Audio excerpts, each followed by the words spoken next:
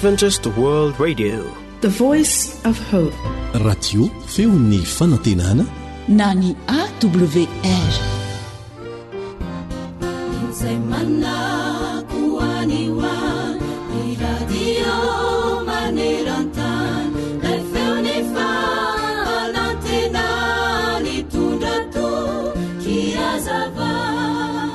Toy izao mandrakariva no teny ambaran'ity lehilahy anankiray mpampiofana mpilalao baolina baskety ity amin'reto ekipany izay ampiofaniny isaky ny mahita azy ireo izy. Asehoy hoy izy ary porofoy amiko izay tena vitanao fa aza milaza amiko fotsiny momba izany ianao. Eny tokoa na dia teny ray aza dia misy heriny betsaka amin'ny olona izay mandray izany. Ny teny ray dia mety hitarika ekipa ray andresy na ho resy. Okary mba ho teny mampahery no ahavantana soaloko ny vavanao mandrakariva fa tsy teny anakiviny hafa rehefa miona aminy ianao, satria ny teny mampahery ho amin'ny fahombiazana dia arahanasa ka mitondra fandresena sy fahombiazana ho anao ihany koa. Mitondra fandresena sy fahombiazana ho an'ny tokantranonao, mitondra fandresena sy fahombiazana ho an'ny mpiaramonina aminao, mitondra fandresena sy fahombiazana ho an'ny mpiara-miasa aminao, mitondra fandresena sy fahombiazana ho an'ny mpiara-mivavaka aminao, ary mitondra fandresena sy fahombiazana ho an'ny firenenao mihitsy aza. Dia irina indrindra mba ho tsakotsakotsika mandrakariva reto teny izay voalaza ny soratra masiny reto mialohan'ny resahantsika amin'ny olona anankiray. Izany dia voasoratra ao amin'ny ohabolana 12 andininy 7 sy ny 5 manao hoe: misy mandefalefa teny tsitsaroana ka tonga toy ny fanindro ny sabatra, fa ny lelan'ny marina dia fanasitranana kosa. Ny alahelo ao am-pon'ny olona dia mampitanondrika azy, fa ny teny soa no mahafaly azy. Amen.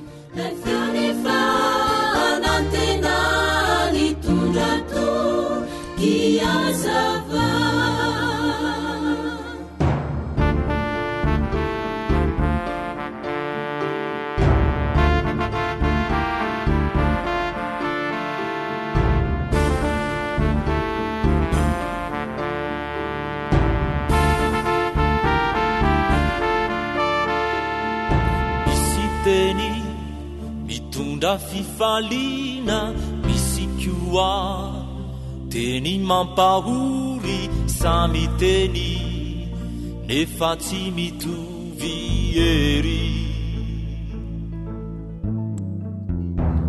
Ny endry misainy izay lazaina ny andala tsy madio fiteny tsy manaja manaraby manaratsy fidio izay teny ambaharasaino sy evero tsara fany vavaratsy de andidy ny teny sosakafo mamelombelonay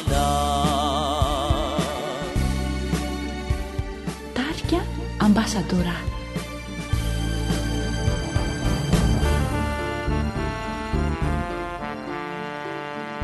Vavaratsy mandratrany ao anaty mankarary ny fo mampitomany maningotraina manimba fihavanana teny mami aukau ambara teny soa maharavuravu nulazaina fa tsy teny mankarary. Izay lay onjany fanantenana aina tony loarano mami sady mampahery mampy tony ny fotsy hitra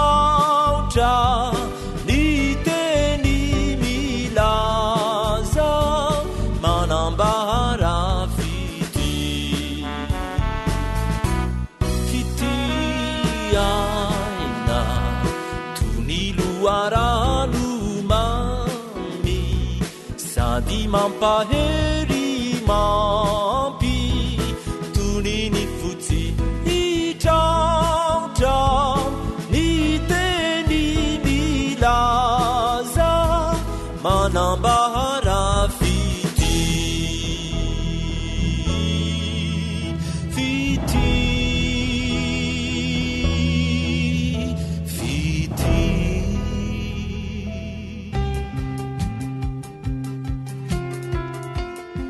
sakafo mahasoa mahasalama mahavelona atolotry ny feon'ny fanantenana.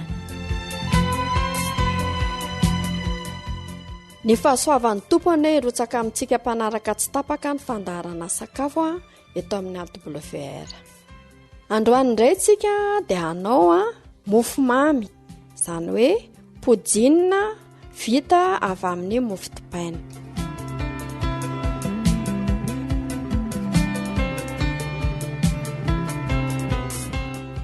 Inavana zavatra ilaina: mofo dipaina efa ambony, izany hoe mofo dipaina efa mafy reny zany hoe ambona mofo tsy lany zany, na mety ihany koa na mofo vaovao aza. Ka ny ilaintsika zany dia anankiroa, mofo dipaina lava anankiroa zany, dia ronono velona 1/2 litatra, atody iray, siramamy araka ny hamamiana itiavana azy. Afaka asitsika raisin sec koa raha tiatsika. Mila lasitra tsika, mila menaka kely atao amin'ny lasitra. Dia raha veritsika indray ny zavatra ilaina: mofo dipaina efa maina, reny ambina mofo dipaina tsy lany reny, na tsy maninona na mofo vaovao koa aza, dia anankiroa lava no ilaintsika. Ronono 1/2 litatra, atody iray, siramamy arak'izay hamamiana itiavana azy. Afaka asiana raisin sec koa raha tiatsika. Mila lasitra tsika, mila menaka kely atao amin'ny lasitra.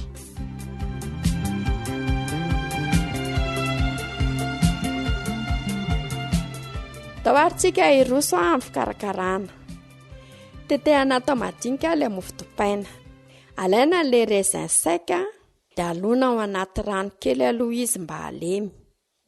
Maka vilia jobo dia arotsaka ao ilay ronono, arotsaka ihany koa ny siramamy, ka ny fatrany dia arakarak'izay tiavantsika ny hamamiana zany, hamamiana ilay podina izay ho ataontsika. Arorona ho levina tsara ny siramamy. Rehefa levina ny siramamy dia arotsaka ny atody, tamenany sy ny tapotsiny zany, dia kapohana mba hifangaro tsara. Afaka kapohana amin'ny fourchette zany ilay izy, amin'ny sotro rovitra, amin'izay zany izy fangaro tsara mihitsiny. Rehefa izay dia arotsaka ilay mofo dipaina efa voatetitetika. Rehefa mandrotsaka an'ilay mofo ao dia somary potserina mba halemy tsara ilay mofo, mba hiditra tsara ny anatin'ilay mofo ilay ronono. Raha ohatra ka sendra tsy ampy zany ilay ronono satria arakarak'ilay habean'ilay mofo dipaina nataontsika, dia afaka mbola ampitsika ronono ihany. Rehefa izay atsika ilay raisin sec nalona tao anaty rano dia arotsaka ao anatin'ilay mofo dipaina sy ronono sy siramamy teo. Afangaro tsara izy rehetra. Alaina ilay lasitra dia hosorana menaka. Manodidina ilay lasitra zany hosorana menaka tsara, dia arotsaka ao ilay fangaro rehetra. Afanaina ny lafaoro.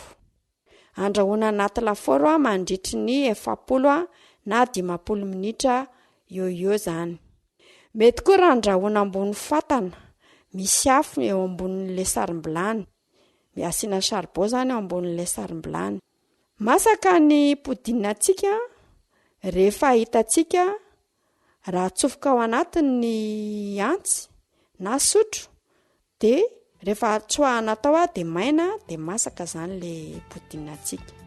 Avela angatsika izy dia izay vao esorina ao anatin'ny lasitra. Rehefa androso azy ao amin'ny fianakaviana dia afaka tetehana arak'izay tiavana azy. Dia mazotoa homana ary tompoko.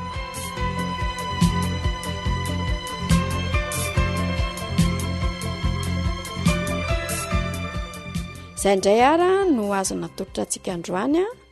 Teo amin'ny fandraisam-peo samy nanotra fandaharana kosa dia ny namanao Sabina Rakotondranaivo. Koa manao veloma finaritra indray ary tompoko.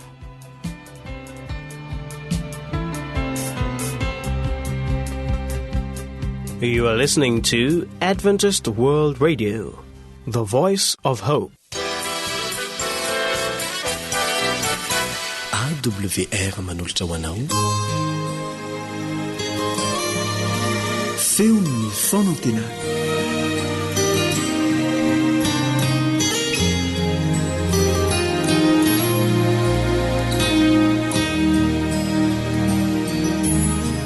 Ny finoana.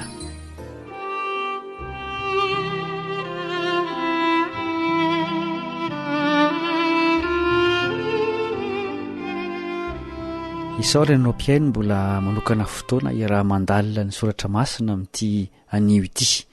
Enganyeka tonga antsika hafantatra bebe kokoa ny amin'Andriamanitra izao fiarahantsika izao.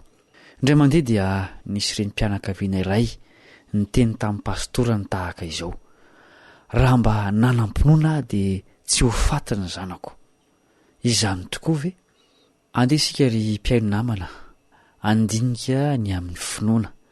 Dia loha hevitra izay tena lehibe nefa mampiady hevitra ny maro indraindray.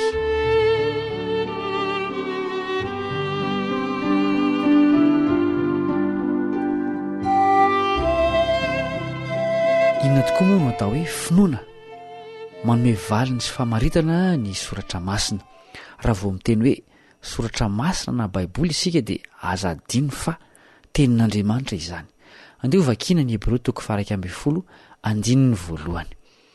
Ary ny finoana no fatokinany amin'ny zavatra antenaina, fanehoana ny zavatra tsy hita.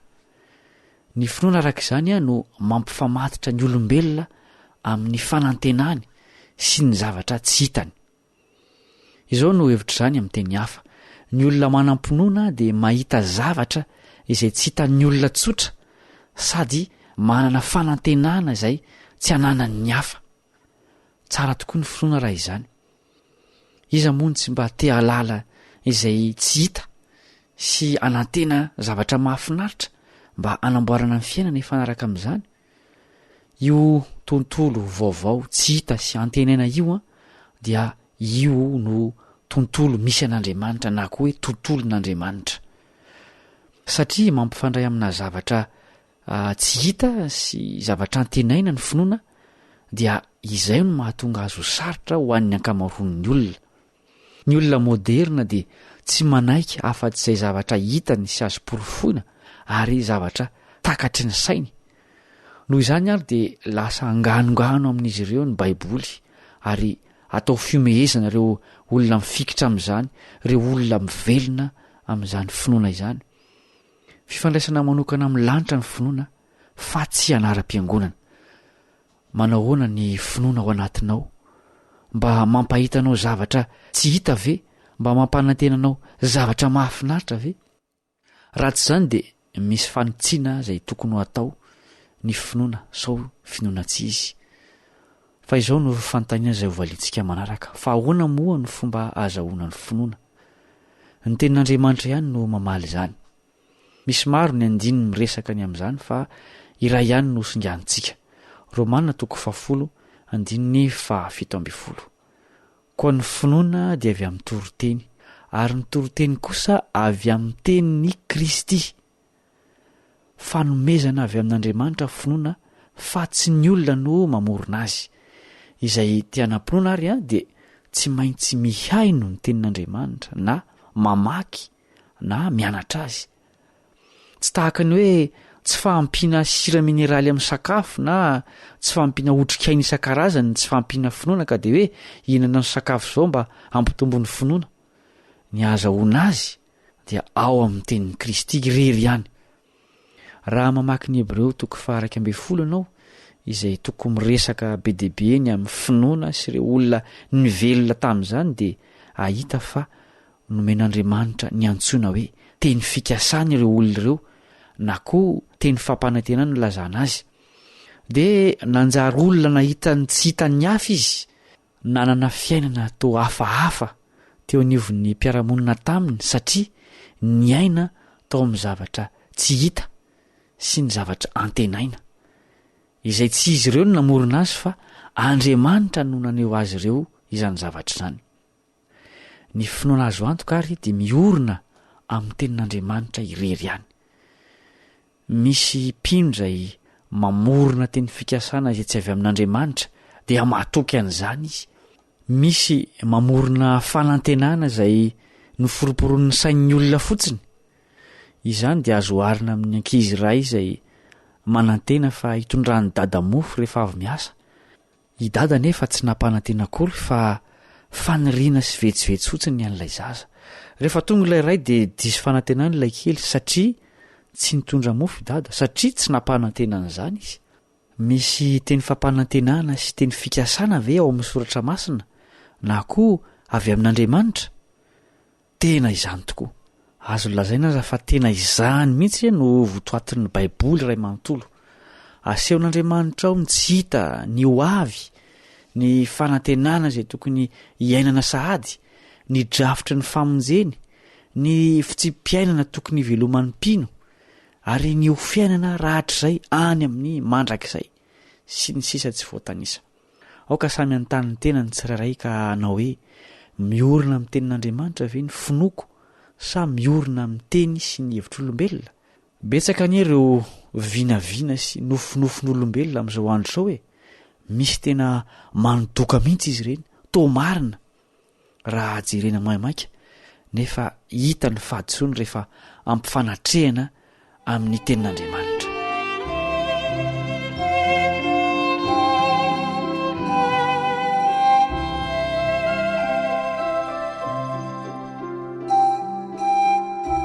Ny anisan'ny olana iray lehibe izay mahadiso ny finoana dia ny tsy fahazahoana ny voalazan'ny Baiboly.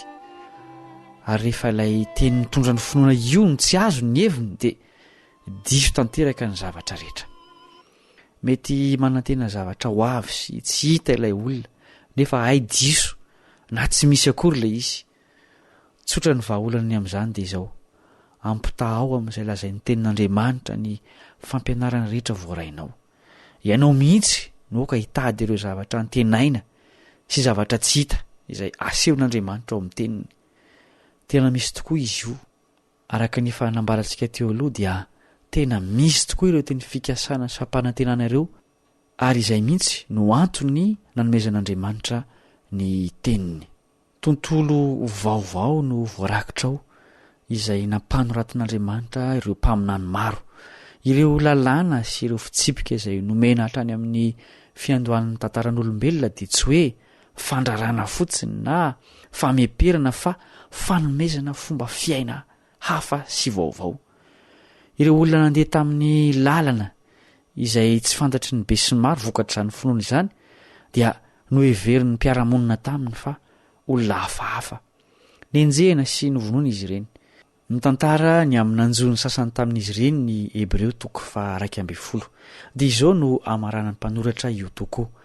Ary ireo rehetra ireo na dia efa nahazo laza tsara no finoana aza dia tsy mba nandray ny teny fikasana fa Andriamanitra efa namboatra izay tsara lavitra ho antsika mba tsy atao tanteraka ireo raha tsy efa mby eo koa isika. Hebreo 1:12, 7:70 sy 70. Ny fahitana mialoha ny fiainana tsara lavitra no natonga ireo olona ireo hanao tsinotsinona na dia ny ainy aza mba ho fanatrarana izany tanjona izay nampanantenan'Andriamanitra izany. Efa vita ny ady tsara ny finoan'ireo olona ireo, fa mba ahoana ny amintsika? Mitoetra ao amin'ny finoana ve isika? Maneho ny zavatra tena nampanantenan'Andriamanitra sy ny zavatra tsy hita ve izany finoana izany? Miverena amin'ny loharanon'ny finoana dia ny tenin'i Kristy. Misy tro mivantana amin'ny loharanon'ny fahamarinana mitondra ho amin'ny famonjena. Betsaka ny foto-kevitra izay mampiady hevitra ny mpino amin'izao fotoana izao.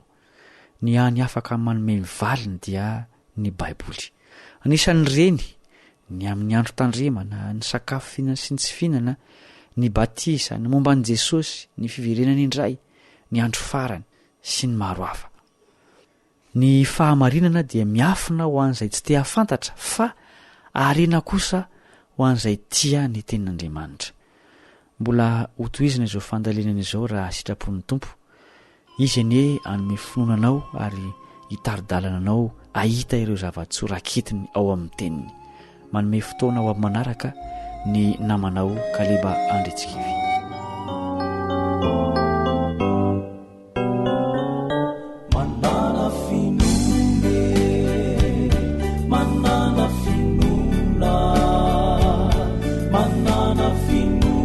Tsy maintsy hoavy ny anjarana dia minofotsiny any, minofotsiny any, minofotsiny fa tsy maintsy tafita ny tanjona. Manana finone, manana finona, manana finona fa tsy maintsy hoavy ny anjarana dia minofotsiny any, minofotsiny any, minofotsiny fa tsy maintsy tafita ny tanjona. Nature's Group.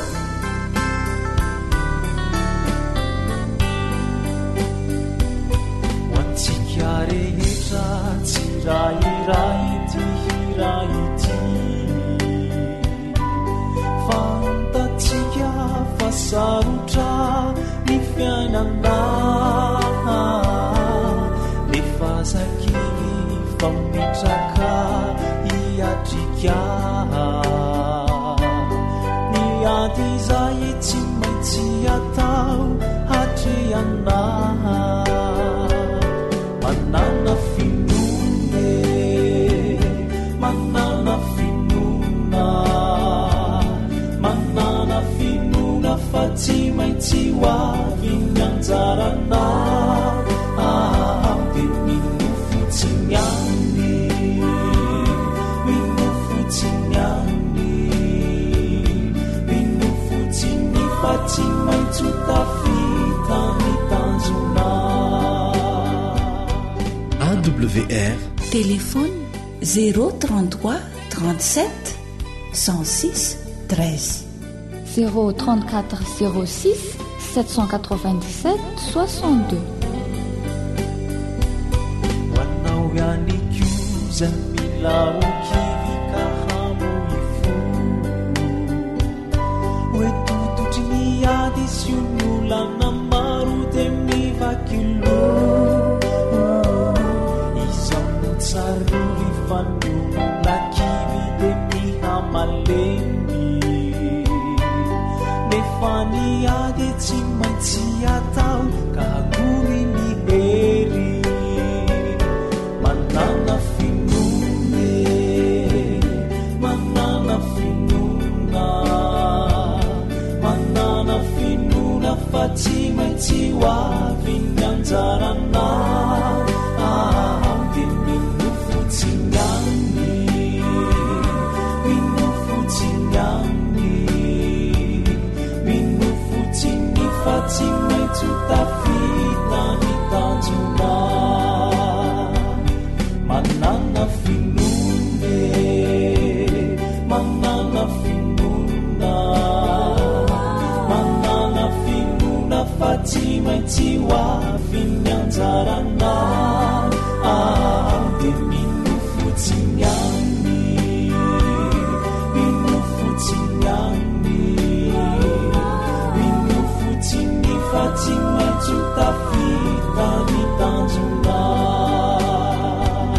Minofotsiny fa tsy maintsy tafita ny tanjona. Minofotsiny fa tsy maintsy tafita ny tanjona.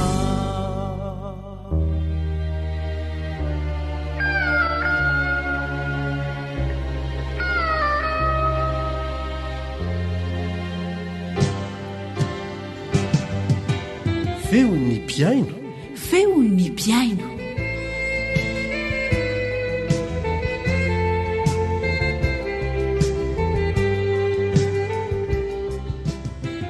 Fifaliana ho an'ny ekipan'ny onjam-peon'ny feon'ny fanantenana ny miara haba sy manasa mitiavana anao hanaraka fijoroana vavolombelona izay hoentin'ny paster Hermanina avy tany amin'iny faritra Kondromena any Ankavandra iny, ny amin'ny fiarah-miasa amin'Andriamanitra sy ny heriny. Aorian'izay dia aza-mbola miala fa manambahiny hatrany isika eto amin'ny onjam-peon'ny feon'ny fanantenana, hiaraka amin'ny namana anankiray avy lavitra dia lavitra isika avy any amin'iny faritra be salampy iny, izay hizara fampaherezana ho antsika ny amin'ny fomba ny tantanan'Andriamanitra ny fiainany, izay teo amin'ny mikro ny namana Rila Hatrany. Ankafizo ary. Faly miarabanao mpiaino tsy akanavaka, miarabany pasteur Ratovo Arson Hermanina izay vahin'ny fandarana anio hitondra fijoroana vavolombelona tamin'ny asa izay nataony izy a, nisy trangan-javatra izay somary mampatahotra ihany kanefa alao ianao pasteur no milaza azy. Miarabanao namana Rila ary miarabany mpiaino radio Adventiste maneran-tany. Ny zavatra azo ambara dia makasika ny asa ao Kondromena ihany zany, any amin'iny faritra Kavandra iny, any amin'iny faritra mena be iny zany. Rehefa natao ny daty hanaovana ny batisan'ireo olona nanolo-tena ho an'i Jesosy dia tapaka fa ho atao eo amin'ny vavarano anankiray, renirano anankiray izay tsisy renirano ankoatran'io zany, ao amin'ilay hoe akotro fotsy, atsinanany Kondromena zany misy azy io. Ny zavatra nisy nefa rehefa eniny olona zay hoe ao akotro fotsy no nataony ny batisa dia nandeha ny feo fa olany vao ireo mpivavaka ireo, satria mantsy ny herinandro talohan'iny zany dia efa misy voay efa manenjika olona matetika zany eo amin'ny vavarano io, eo amin'ny dobo io. Dia ny zavatra nisy tantarain'ny olona hoe teo arozy izy vao tamin'ny fakomaly nisy olona nandalo dia tena nenjeny le voay mihitsy, dia tsy tratrana. Vao tsy ela korokoa zay dia nisy olona nametraka gony misy antaly ao anaty rano, satria alona ao anaty rano le antaly mba atao sakafo. Dia rehefa naka an'iny le tompony dia nisy voay tonga dia nandrapaka zany le gony tonga dia mifampitositoma amin'ny voay teo zany sy ilay tompony le antaly ilay gony misy azy, dia lasan'le voay moa zany le gony misy antaly dia ohatr' izany ozy izy ny zavatra misy eo ozy izy ny olona ka nareo olany voay eo nareo fa maninona raha tsy mankeo. Ny zavatra misy anefa tao anatin'izay dia nahatsiaro ny tantaran'ny Daniel zany za hoe Andriamanitra mamkombona ny vavanliona ary hoy za tamin'le mpanao batisa rehetra, satria le olona ho atao batisa zany maheno an'le tantara eo dia hoe ain'Andriamanitra zany, an'Andriamanitra ny voay fa ain'Andriamanitra manakombona ny vava amin'ny voay ary hita hoe tonga dia mino daholo le olona rehetra zany. Dia rehefa nandeha tokoa dia nizotra zany nakany amin'ilay toerana fanaovana batisa zany tany amin'le renirano ary tena andalana dia misy olona mifanena dia ahita olona lany voay eo amin'ity androany, dia ahita olona lany voay eo androany ozy izy ireo. Odina fanina moa le resaka fa dia lasa foana maha-olombelona moa somary mandeha any eritreritra ahoana tokoa ty androany ity, kanefa moa efa manana an'Andriamanitra mahery isika dia tsy maninona zany fa an'Andriamanitra ty asy ty dia alao za mihitsy no joboka ao anaty rano voalohany.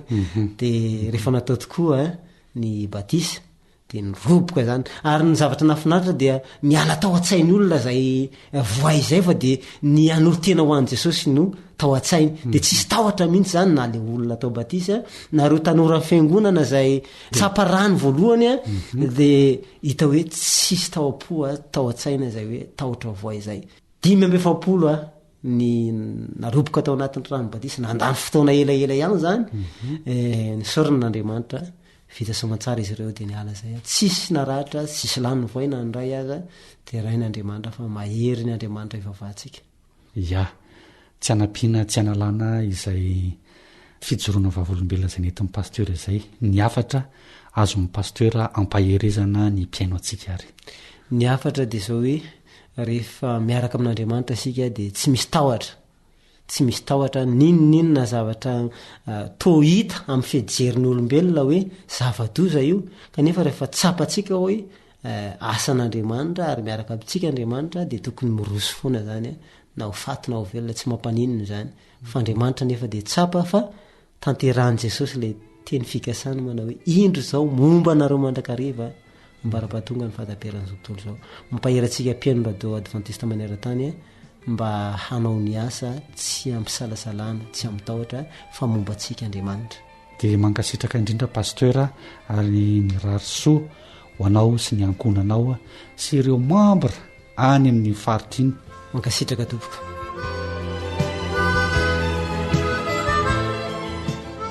Andramoka izaho fa tsara Jehova, tena marina izany. Mialohan'ny anarahantsika fijoroana vavolombelona manaraka dia tsy aloha manaraka irairay aloha sika meno finaritra are.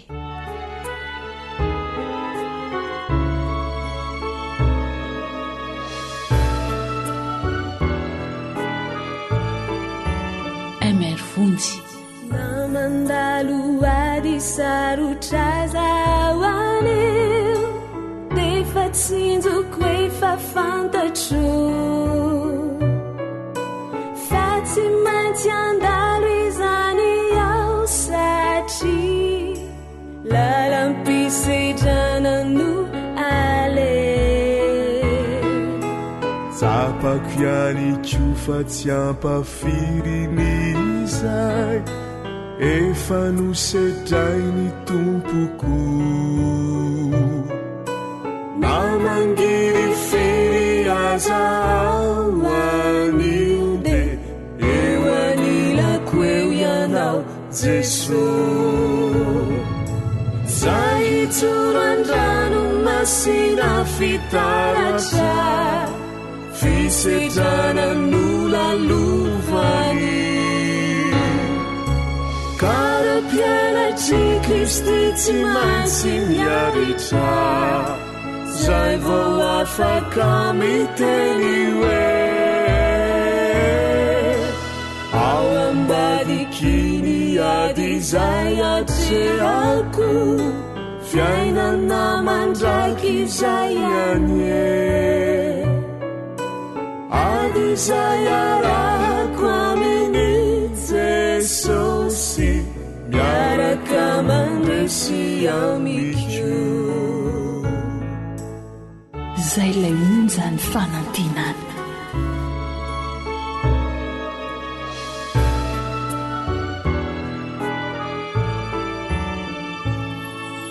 naombola handalo ady sarotra zao de tsy maintsy atrika satria teny fikasana no ao anatiko ao e zao no iady fa anginiana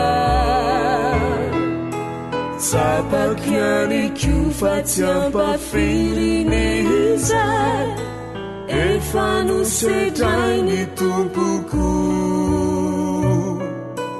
namangiry firy aza ao anio de eo anilako eo ianao Jesosy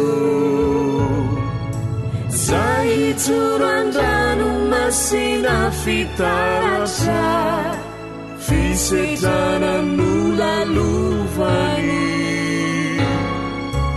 kara-pianatry Kristy tsy maintsy miaritra zay vao afaka miteny hoe ao ambadikiny ady izay atreako fiainana mandraiky izay anye ady izay arahako aminy Jesosy miaraka mandresy amiko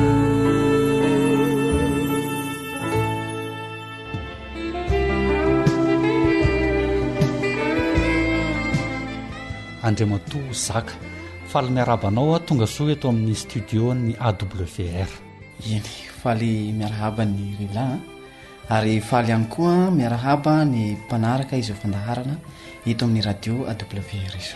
Ya tovolahy mavitribitrika mbola tanora eritreriny avy any amin'ny faritra Besalampy no misy azy zany hoe any amin'ny région-ny Melaka zany. Eny ary anana fijoroana vavolombelona izay tiana hozaraina ho an'ny mpiaino rehetra tsy ankanavaka izaka mahakasika ny fitantanan'Andriamanitra. ny fijoroana vavolombelona ataoko dia mikasika ny fomba ny tantan'Andriamanitra ny fiainako. Raha nisy fotoana zany efa taona maromaro no navitako batisa teo amin'ny fiangonana adventista. Tsy teraka adventista zany fa olona naheno ny afatra adventista dia voasarika aho adventista. Tao anatin'ny fotoana navatako batisa nefany efa taona maromaro ihany zay. Dia nisy fotoana ako ny ala tamin'io finoana io ary tena nanaraka ny fanaony zao tontolo zao. Dia nisy fotoana zany nandeha niasa tamin'ny toerana anankiray. Lavidavitra ny miala ny Besalampy izy io, nandeha nanaratona no filao zany za sady nividy. Dia rehefa tonga tany amin'ilay toerana dia ozy ny olona fady mpivavaka ity toerana ity. Dia za ihany koa moa zany efa ao anatin'ilay za efa somary nisitaka kely tao amin'Andriamanitra. Dia tsy dia nenoko tsara zany le zavatra notenenin'izy ireo. Dia tao anatin'izay nefa ny za tsy hoe tena miala tanteraka teo amin'Andriamanitra fa mivavaka ihany zany fa tsy hoe voatran'le fanaoko tamin'iza vita batisa. Dia rehefa tonga ny fotoana fiasana dia ohatrany hoe hitako hoe mandeha zany le asako. Dia ohatrany nanomboka nanana fialonana taminahy zany ilay olona izay nipetrahako tamin'ilay toerana. Dia teo anatin'izany nefany dia tsy dia nisy fifanarahana tsara zany tao aminay sy ilay olona izay nipetrahako. Dia rehefa niasa zay dia mandeha tsara le asa. Dia zao nanao hevitra izy ireo mba androasana na teo amin'ilay tanàna, teo amin'ilay toerana izay niasako zany. Dia nanao karazana fanafody rehetrarehetra izy ireo. Dia farany tafiala teo amin'ilay tanàna za fa tsy tamana intsony. Dia ao zany ao anatin'ilay za le mieritreritra n'ilay zavatra nataondreo anahy zany dia vomaika misahirana be ilay saiko zany. Dia zany tena tsy mahalala hoe mba hitodika hiverina amin'Andriamanitra zany mihitsy. Dia tena lasa hoe fakako le eritreritra sisa manahirana anahy zany. Dia lasa niverina nifoka sigara za. Ary zay zany tena zavatra nampiverina anahy tao anatin'ilay fiverenako hoe fialako teo amin'Andriamanitra. Dia rehefa tao anatin'ny nifoka sigara zany zahako dia misy feo mibitsika mihitsy ao anatiko hoe tsy mety aminao ny mifoka ny sigara io fa ialao ny sigara fa tena manimba. Dia mody tsy henoko le feo nefa zany le feo tena feo mifanahy masina ary za efa nafantatra le fahamarinana dia niverina indray nefany. Dia tao anatin'izay dia nisy fotoana zany zahako nandeha niakatra tao an-tampon-tanàna. Nandeha niakatra tany an-tampon-tanàna dia andro iray mandeha nifoka sigara ahako. Dia rehefa avy nifoka le izy ahako dia tena nanjambena daholo ny zavatra jerevako rehetrarehetra. Dia tena natahotra za tamin'izany fotoana izany. Tena natahotra hoe tena navadiky satana ny vatako iray manontolo. Tena hoe lasa dala zany azy ny tena tao anatin'ny eritreritrako. Dia tena ny zavatra jereko zany tena mandroro avokoa nefa tena tsy mpahazo anahy le zavatra. Dia tena nitaintaina mafy ary zavatra tena nisaorako an'Andriamanitra tao anatin'izany dia zao. Tonga dia nifona ary tonga dia nivavaka tamin'Andriamanitra. Ary ny zavatra nafinaritra ny tena nahatsapako tao anatin'le zavatra nahazo anazy zany fampiverenan'Andriamanitra, zany hoe fiantsoan'Andriamanitra mihitsy ny antony nahatonga n'le fisehoana izay tsy hitako fiseho teo amiko zany. Tena fahatsapako hoe fitantanan'Andriamanitra ny fiainako zany ny fahatongavan'ilay seho izay niseho tamiko. Ohatrany hoe karazana famantarana anankiray zany hoe tsy mety ilay lalana nizorako dia naverin'Andriamanitra. Dia zao nitaintaina be tamin'ilay izy ary le zavatra zany tena niteraka tsy fahasalamana teo amiko le izy. Tena niteraka tsy fahasalamana ary tao anatin'ny fotoana maromaro, tao anatin'ny herintaona mahery no nanaovako ny fitsaboana mba nisedrako ny tsaboko an'ilay zavatra nahazo anahy zany tao anatin'ilay fahazahoana n'ilay voka-dratsiny teo amin'ny fihinanana n'ilay sigara. Dia ny zavatra mahafinaritra dia zao ny fahatsapako nitodika teo amin'Andriamanitra. Tena nitolona mafy teo amin'Andriamanitra mihitsy hoe tena mifona ao Andriamanitra fa tena nandany ny didinao ary efa nafantatra ny fahamarinana dia niala tamin'izany fahamarinana izany. Koa ankehitriny ao Andriamanitra vonona ny verina, vonona ny tsy ala aminao intsony fa na inona miseho amin'ny fiainako dia tena hifikitra eo aminao mandrakariva.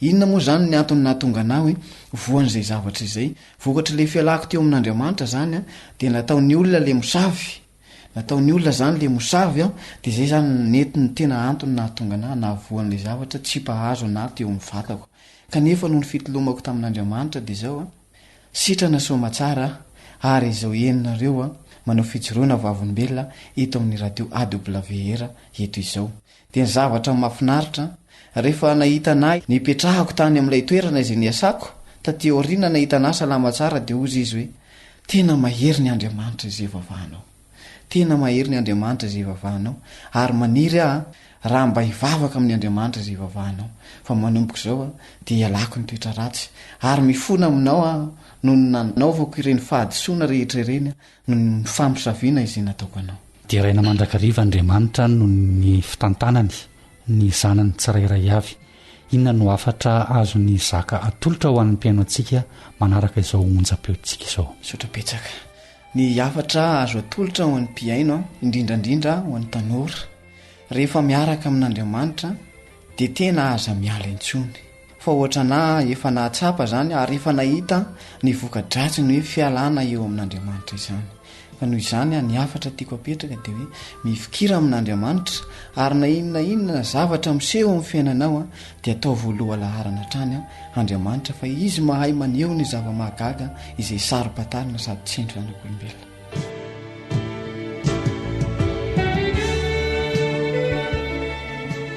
isaorana indrindra Andriamanitra noho izany rehetra izany ary misaotra azy mirahalahy sika nitondra izany fijoroana vavolombelona izany mba hifampahirezana eto tena mahafinaritra miaraka amin'Andriamanitra ho anao ihany koa izay manana fijoroana vavolombelona tiana hozaraina amin'ny mpiaino antsika dia asainay sy raisinay ampitiavana ianao hanatotosa izany sy izara izany ho an'ny namantsika mba ho voninahitran'Andriamanitra ireriany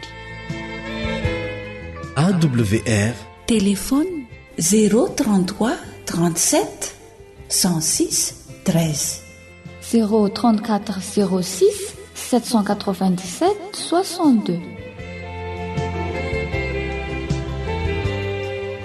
hatreto ihany koa aloha ny fandaharana feon'ny mpiaino androany isaraka vetivety sika nefa manantena iona aminao amin'ny fandaharana izay natokana ho anao mpiaino amin'ny manaraka raha sitrapon'Andriamanitra dia amin'ny alalan'ity irity no ifanaovantsika ny mandra-pitafa indray na manao fanjaniaina ny nanolotra ny fandaharana feon'ny mpiaino anao teto niaraka tamin'ny teknisianina Nardina samotahin'Andriamanitra daholo hoe Jesu apetrako antananao aliv ny fiainanay ny hoavinay ety ianao no tanjakay ekeo kambahampi ekeko la tuki piti otari wa mindala kale rahatu lavuoma monze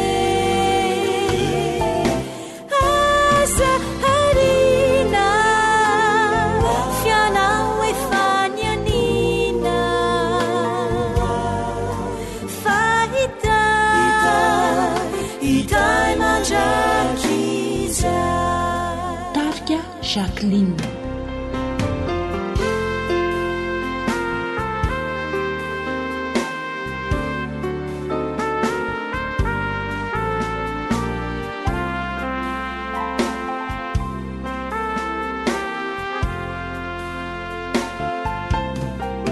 Jesu matanterao rafika sanawai famamikyo diamamikyo tuku Jesu sioivavao iduru siusa siala na inu nazu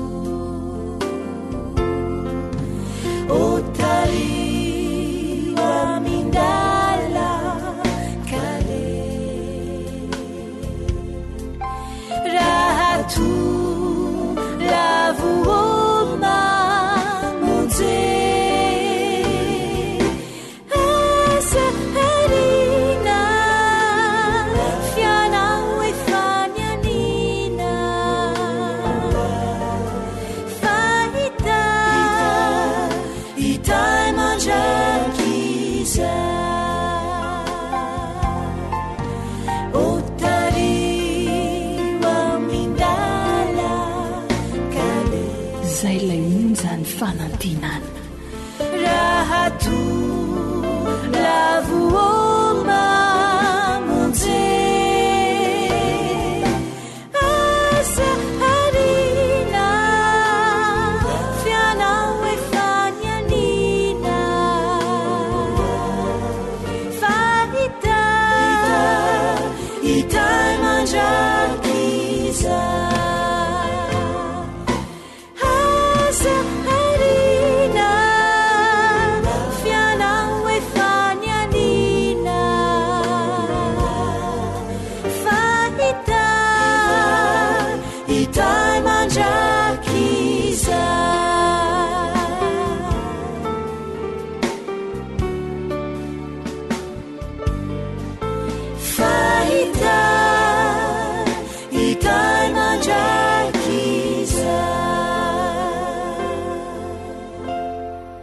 akoatra ny fiainoana amin'ny alalan'ni podcast dia azonao atao ny miaino ny fandaran'y awr sampana teny malagasy amin'ny alalan'ni facebook isanandro amin'ity pejy ity awr feon'ny fanantenana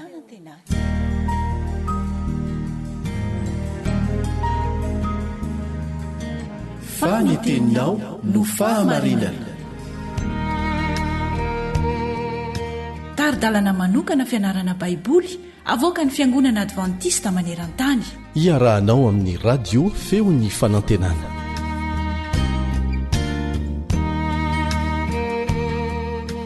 ampifaliana indray no iarabako anao amin'ny tianio ity mankasitraka anao amin'ny fanaranao tsy tapaka ny feon'ny fanantenana ny tompony hitanao sy ny ankohonanao mialohany hanomboantsika ny fianarana ny tenin'andriamanitra dia manasanao ao hivavaka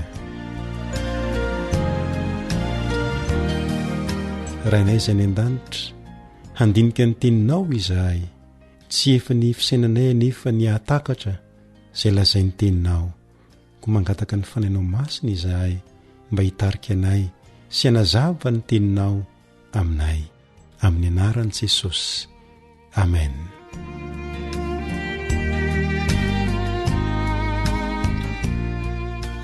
Lohahevitra vaovao no ianarantsika ao anatin'ny andro vitsivitsy tsy inona izany fa ny hoe miankoka amin'ny bahary. Isika olombelona dia tsy tongatonga ho azy fa tena nisy Andriamanitra izay namorona antsika. Noho izany dia voary isika ary Andriamanitra kosa no bahary. Ary manasa antsika izay voary Andriamanitra ilay bahary mba hiankohoka aminy. Misy andininy iray izay ifantohany fianarantsika ao amin'ny Apokalipsy 4:1-12. Apokalipsy 4:1-12.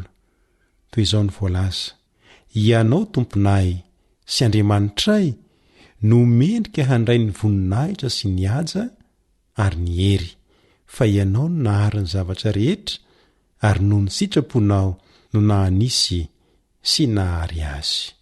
Maneho izany andininy izany fa Andriamanitra ilay bahary no ivony fiankohofana.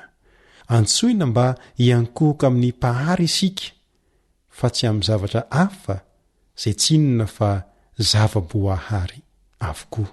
Ao anatin' izany lohahevitra izany no anasako anao mba hianatra ny hoe namana ao anatin'ny fahoriana. Izay no lohateny kelintsika amin'ny androany, namana ao anatin'ny fahoriana. Fa inona no tianambara amin'izany hoe namana ao anatin'ny fahoriana izany?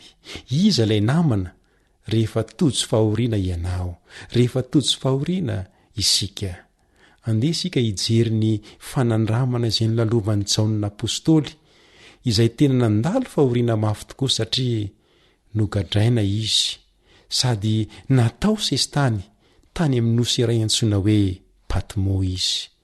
Nisy ampirora iray antsoina hoe Domitien izay sady ratsy fanahy no tsy tia kristianina, ary io ampirora Domitien io no nanao any Jaona apôstôly ho sestany tany amin'ny nosy Patmo.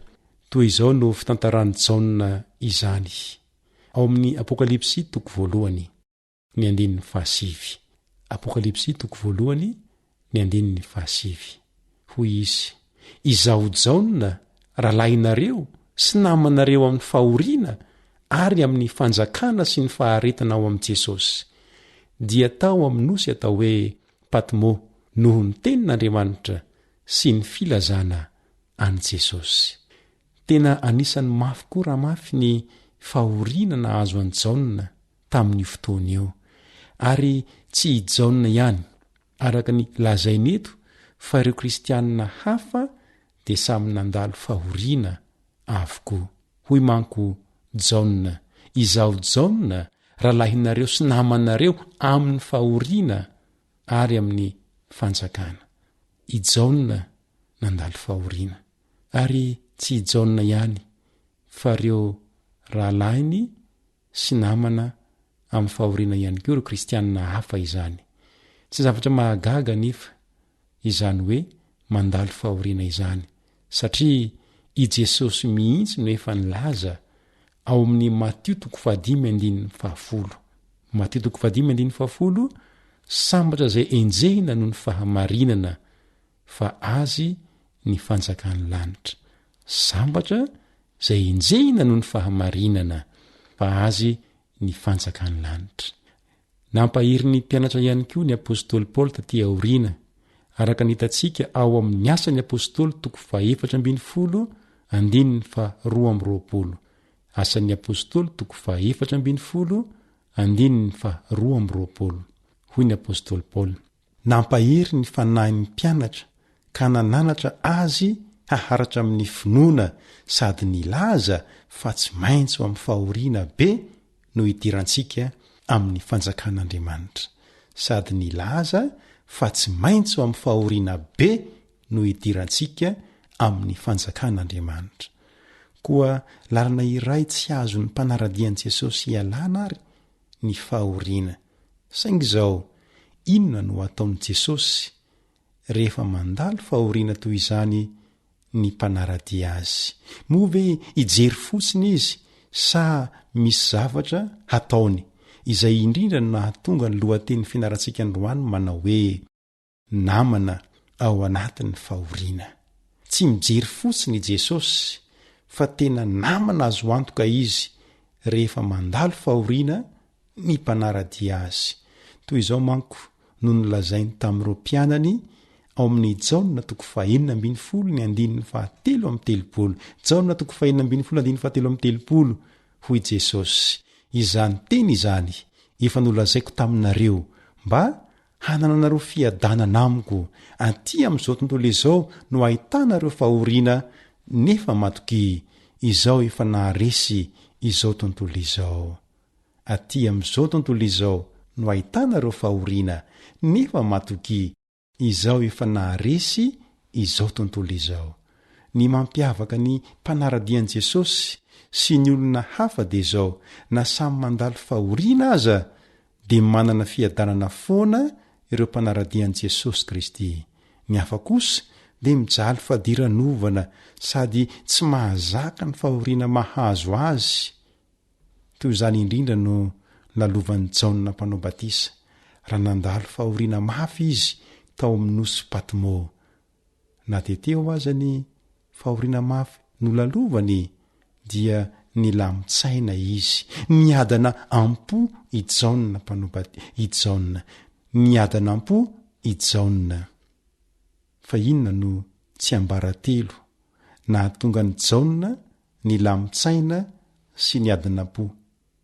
Teo anilany i Jesosy tao anatin'ny fahoriana, dia nahatsapa i Jaona fa teo anilany i Jesosy. Tsy vitan'izany fa nandefa iraka manokana mihitsy i Jesosy, ary iraka izay hita maso no nalefany. Nisy anjely namirapiratra iray namangy an'i Jaona tao amin'ilay nosy mitokana, ary nitondra afatra ho azy avy any amin'ny seza fiandrianan'Andriamanitra. Ity afatra avy amin'i Jesosy ity dia natao anakoako amin'ny fotoana rehetra ao anatin'ny vanim-potoana ny fandimby, hafampanantenana ho an'ny taranaka mifandimby izany, fa indrindra hafatra natao hanomanana aisianao, hanomanana ny vahoakan'Andriamanitra amin'ny andro farany ho amin'ny fiavian'i Jesosy, sady hafampampitandremana manandanja izany no hafatra fampahirezana ho an'ny andro farany. Ka eo ampiomanantsika hiatrika ireo fitsapana amin'ny andro farany dia nandefa afatra Andriamanitra mba fahatsika ho vonona hiatrika ireo fizantoetra rehetra mety ho atrehitrika ankehitriny amin'izao andro farany izao. Toy izao no famotinana izany afatra izany. Matahoran'Andriamanitra ka omeo voninahitra izy fa tonga ny andro fitsarany, ary miankohofy anoloan'izay nanao ny lanitra sy ny tany sy ny ranomasina ary ny loharano. Apokalipsy 4:7. Raha ny marina ny lohahevi-dehibe ao amin'ny bokyny Apokalipsy dia ny fiankohofana no ariana hivavaka sy hiankohoka ny olombelona, miankohoka amin'ny zavatra na amin'olona avokoa isika tsirairay, mahatonga antsika hita ny tena tanjo ny fiainana. Ny fiankohofana marina dia ny fiankohofana amin'ilay mpahary izany, tsy vitany manome atsika antony mendrika hamoiza atsika ny antsika izany, fa manandanja noho izany aza, manome atsika antom-piainana izany, ary antony hiaretana fahoriana koa raha ilaina izany. Eny tokoa rehefa tonga ny fotoan-tsarotra farany dia ho tankatsika tsara kokoa mihevitry ity teny ity hoe ho amin'ny fahoriana be no hidirantsika amin'ny fanjakan'Andriamanitra, araka ilay voalazo amin'ny Asin'ny Apôstôly 5:12-2. Koa mampahery anao aho mba tsy hisaraka amin'i Jesosy, hahafahantsika maharitra ireo fahoriana sy fitsapana ho avy. Hivavaka isika. Rainay masino, misaotra anao izahay no namoronanao anay. Ampianaro izahay tsy hanadino anao ilay mpahary anay ka hiankohoka aminao. Misaotra anao ihany koa izahay no ny teninao izay maneho aminay fa namanay Jesosy rehefa totsy fahoriana izahay. Ampio izahay mba tsy hahafoy na hahasaraka any Jesosy, amin'ny anaran'i Jesosy. Amen. Ny namanao Rijamory no miaraka taminao teto tamin'ity androany ity, ary manome fotoananao indray ho amin'ny fizarana manaraka. Hitahinao any Andriamanitra.